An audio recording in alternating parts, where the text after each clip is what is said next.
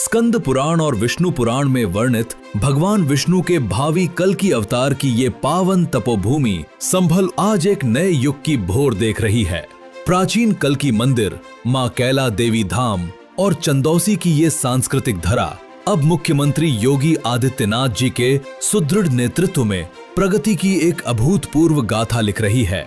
इसी प्रगति की दिशा में सांस्कृतिक धरोहरों को सहेजने के संकल्प के साथ संभल के प्राचीन देव तीर्थों का कायाकल्प किया जा रहा है। 39.52 करोड़ रुपए की लागत से पर्यटन विकास परियोजनाओं पर कार्य हो रहा है, जिसमें संभलेश्वर महातीर्थ, सूर्य कुंड, चंद्र तीर्थ आदि शामिल हैं। आध्यात्मिक विकास के साथ साथ प्रकृति और विकास के उत्कृष्ट संतुलन का सबसे बड़ा प्रमाण है दशकों से लुप्त वर्धमार नदी का पुनर्जीवन, जो अब जन सहभागिता से पुनः प्रवाहित होकर इस धरा को अभिसिंचित कर रही है। सांस्कृतिक और प्राकृतिक उत्थान के साथ ही सुशासन और जन सुरक्षा के ध्येय को भी सर्वोच्च प्राथमिकता दी गई है।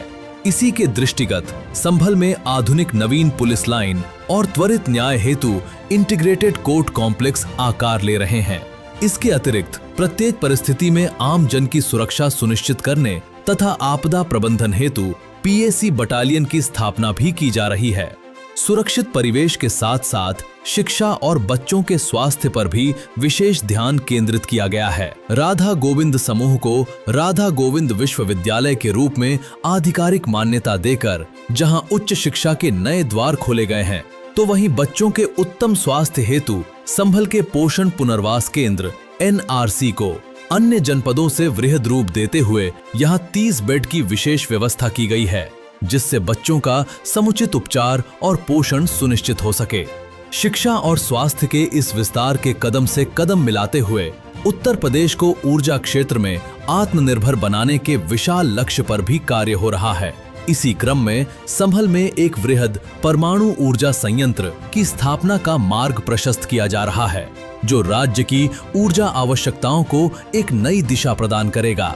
ऊर्जा आत्मनिर्भरता के साथ कनेक्टिविटी को भी नई शक्ति मिल रही है।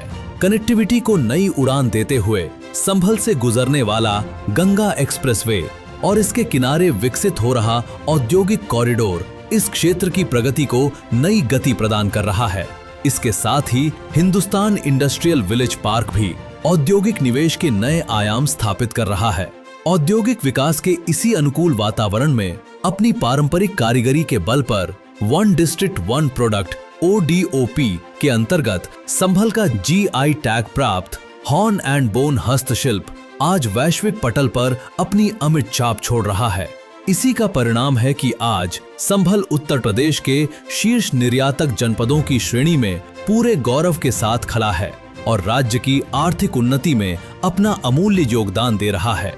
विकास की इसी निर्बाध यात्रा को और अधिक गति प्रदान करते हुए मुख्यमंत्री योगी आदित्यनाथ जी द्वारा संभल एवं चंदौसी विधानसभा क्षेत्रों के लिए 569 करोड़ रुपए की 66 विकास परियोजनाओं का भव्य लोकार्पण और शिलान्यास किया गया है।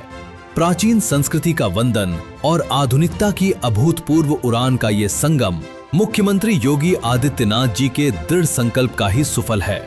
ये है उत्तम प्रदेश का उभरता हुआ गौरव, एक सुरक्षित, सशक्त और आत्मनिर्भर संभल।